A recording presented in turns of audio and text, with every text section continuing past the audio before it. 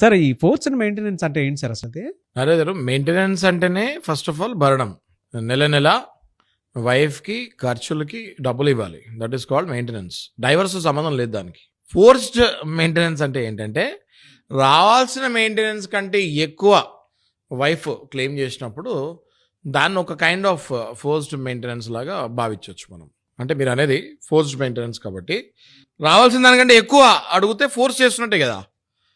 ఆ రకంగా దాన్ని ఫోర్స్డ్ మెయింటెనెన్స్గా పరిగణించవచ్చు మనం. అదే ఇందులో చూసుకుంటే నారాజ్ గారు సహజంగా ఒక భర్త జీతం ₹1,00,000 ఉంటే భార్య 25% వరకు అడగచ్చు మెయింటెనెన్స్. అదే పిల్లలు కూడా ఉంటే అప్ టు 40% అప్ టు 50% వరకు మెయింటెనెన్స్ అడగచ్చు. 1,00,000 నెట్ శాలరీ కనుక ఉంటే, గ్రాస్ కూడా కదా, నెట్. భర్త శాలరీ 50,000 ఉండి కొంతమంది 1,50,000 2,00,000 ఇష్టం వచ్చినట్టు మెయింటెనెన్స్ అడుగుతూ ఉంటారు.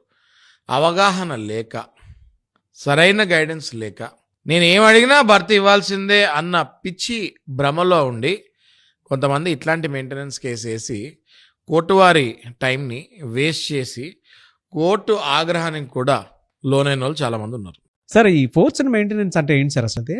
అదే గారు మెయింటెనెన్స్ అంటేనే ఫస్ట్ ఆఫ్ ఆల్ భరణం. నెల నెల వైఫ్కి ఖర్చులకి డబ్బులు ఇవ్వాలి. That is called maintenance. Divorce సంబంధం లేదు దానికి. ఫోర్స్డ్ మెయింటెనెన్స్ అంటే ఏంటంటే రావాల్సిన మెయింటెనెన్స్ కంటే ఎక్కువ వైఫ్ క్లెయిమ్ చేసినప్పుడు దాన్ని ఒక కైండ్ ఆఫ్ ఫోర్స్డ్ మెయింటెనెన్స్ లాగా భావించవచ్చు మనం. అంటే మీరు అనేది ఫోర్స్డ్ మెయింటెనెన్స్ కాబట్టి రావాల్సిన దానికంటే ఎక్కువ అడిగితే ఫోర్స్ చేస్తున్నట్టే కదా. ఆ రకంగా దాన్ని ఫోర్స్డ్ మెయింటెనెన్స్గా పరిగణించవచ్చు మనం. అదే ఇందులో చూసుకుంటే నారాజ్ గారు సహజంగా ఒక భర్త జీతం ₹1,00,000 ఉంటే భార్య 25% వరకు అడగచ్చు మెయింటెనెన్స్. అదే పిల్లలు కూడా ఉంటే అప్ టు 40% అప్ టు 50% వరకు మెయింటెనెన్స్ అడగచ్చు. 1,00,000 నెట్ శాలరీ కనుక ఉంటే, గ్రాస్ కూడా కదా, నెట్. భర్త శాలరీ 50,000 ఉండి కొంతమంది 1,50,000 2,00,000 ఇష్టం వచ్చినట్టు మెయింటెనెన్స్ అడుగుతూ ఉంటారు.